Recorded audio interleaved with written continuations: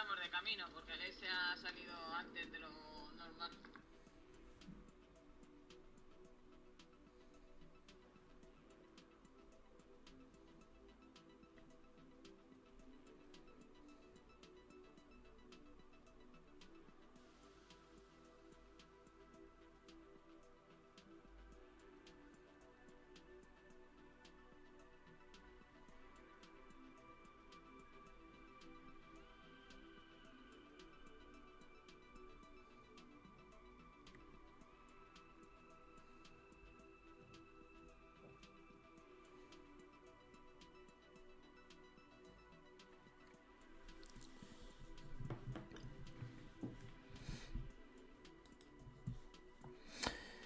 Hey, how are you guys doing today? Welcome once again to Dr. Jota show. We are going to talk about a little bit about the Real Madrid Manchester City. As you know, 3-3, great game, bad score though.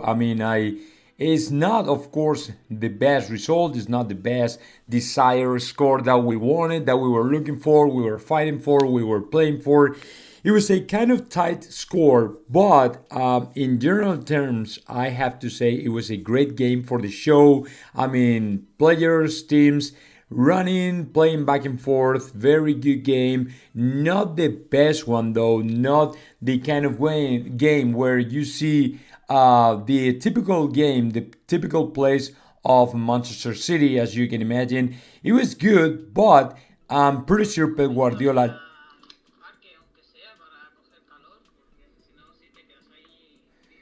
Pep Guardiola did his best. Of course, he knew what he was playing, and to me, he was kind of speculating a little bit. He was kind of like being aware that once he has to play and the second leg in his stadium, right, in the Etihad Stadium, to me, he knew exactly that he and his team didn't really have to take any risk, right? Like it was okay, we're gonna play, we're gonna try our best, but we're not gonna take any risk since we have to come back and play in Manchester. So what can happen is the same thing that happened last year, where they actually get the draw to 1-1 in Santiago Bernabeu, and then when we in the comeback in the second leg, they really blasted us. They really ran over us. 4-0. It was kind of like, oh my God. Yeah, Manchester City was way ahead of us. And unfortunately, this year, I think Manchester City, although we thought they weren't like that strong, in my opinion, they were and they are. I mean, they actually kind of strong. They have a very experienced and talented and skilled players, and Real Madrid has great players as well. Problem is, I don't think the Real Madrid players have enough experience for them to make it through and be able to win in the Etihad at the Etihad Stadium. I mean, it's gonna be a very, very tough game, very difficult game. So that's why, to me, it's gonna be a really complicated eliminatory. But other than that, in the side of the game, I gotta share with you guys something really cool, really interesting, because yesterday I was at the Santiago Bernabeu, as you can imagine here, and well, as you can see here, and actually I wanted to share with you guys that I came across some of the most, I mean, incredible, unbelievable guys, people from either Real Madrid, Manchester City fans, and there was one from Manchester City, super kind guy, super gentleman, super cool guy, but super tall and strong. He reminded me to a kind of like a person like in between Vin Diesel and The Rock, man, the Hollywood actor. And this is me. Well, a lot of police lines, as you can imagine. It was a high alert, security risk level, and of course, we had the threat, right, from ISIS, like to bomb and kill people in either Santiago Bernabeu, in the Emirates Stadium in the game Arsenal Bayern de Munich, and also Atletico Madrid today and PSG. So well, this is just me, right, in the north side of the Santiago Bernabeu Stadium, and I was kind of finding or looking for people to participate in this kind of super short interview, right? Where I ask people about the game, what do they think about that, or what do they think, what the score is going to be for them, their predictions and stuff. And it's kind of cool, but yeah, it's interesting because I don't find so many Spanish people that really want to participate in it. But it's funny because there are people from overseas, there are people from the UK, there are people from Europe that are really interested in talking and engage with me, and that's kind of cool, man.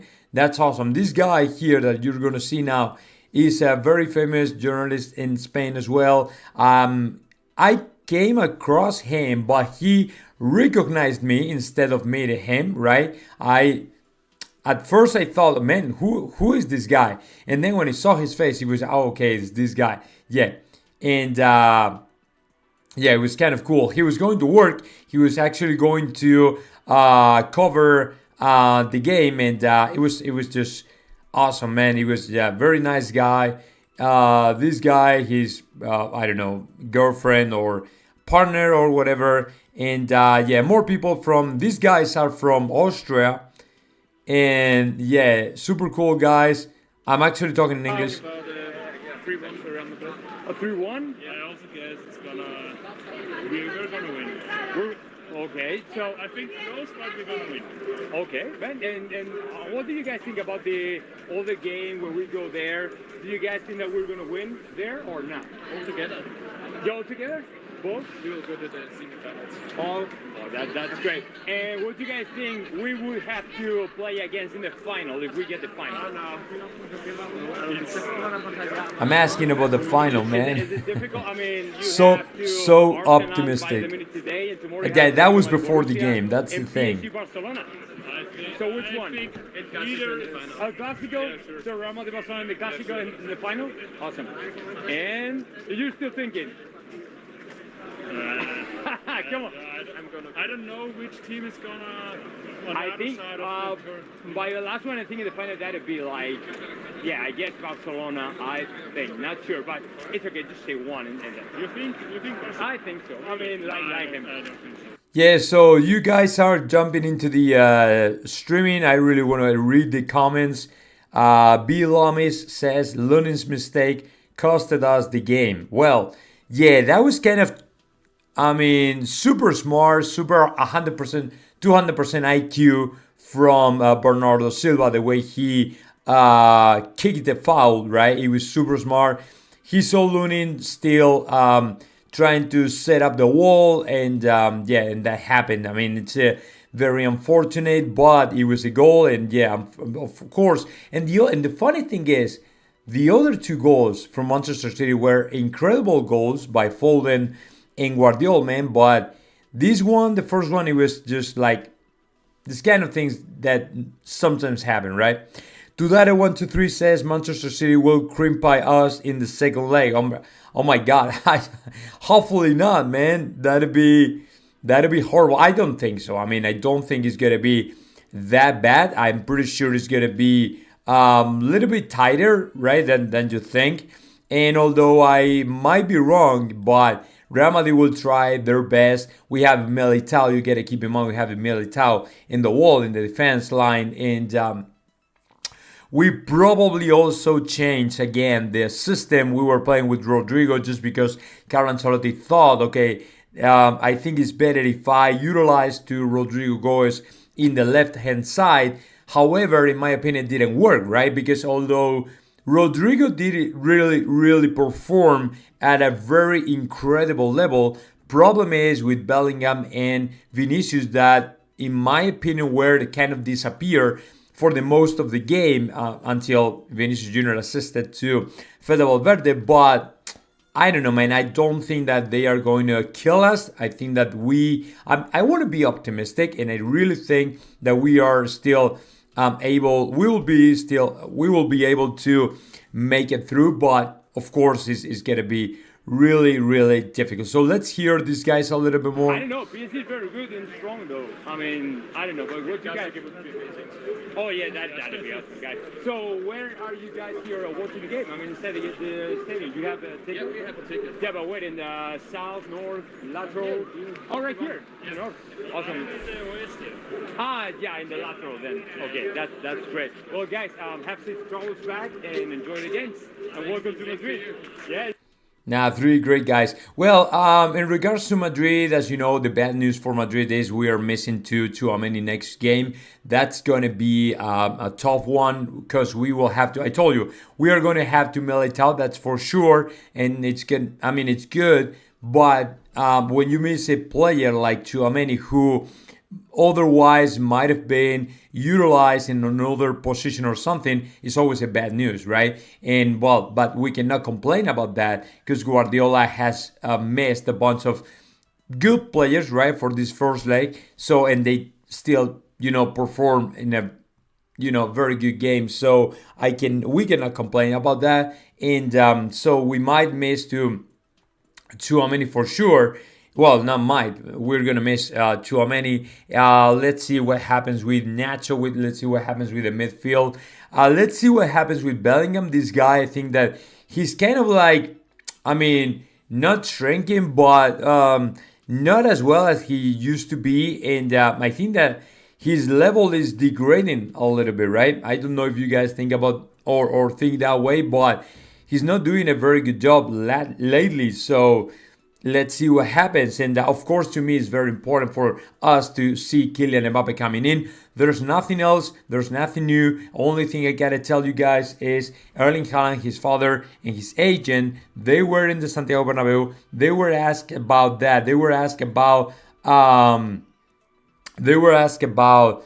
the possibility for the player to become a Real Madrid player. They didn't really want to respond. The father said, yeah, it's a fantastic stadium and all that. And Rafaela Pimienta said, well, yeah, it was a great game. He was okay. Like Haaland didn't even show up, in my opinion. But she said, no, he's been good and he did it good. Of course, she's the agent, right? And she was asked about that again. But she didn't respond. She didn't want to respond, actually. And she was actually asked about the possibility for Erling Haaland to become a Barcelona player as well, since she had a lunch meeting with Deco, and she also met with Maxwell, and she said, no, it was just a Brazilian meeting lunch. Nothing to talk about, nothing important, nothing remarkable, nothing major. So she's probably hiding something.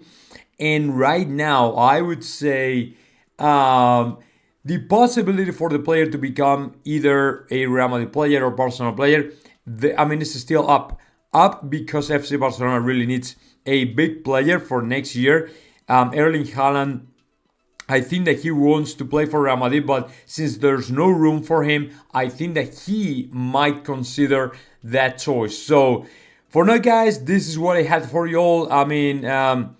There's nothing much. There's not much going on until we see the end of the season. Of course, aside of the champions, Real Madrid has already not almost decided La Liga, the Spanish La Liga, but it's almost decided, and there's not much going on right now. But I'm pretty sure we will have more chances to talk about, Kylian Mbappe and all the signings and all that. Well, next match, for example, we'll probably see Brahim Diaz, Arda Güler, and all the players that normally never play or have very few minutes. And so, yeah, it's going to be interesting. But, of course, the reason for that is because they will, or the starting 11, most of the players will get some rest before to travel to Manchester for next week to play against Manchester. So let's see what happens, guys. This is what I had for you all.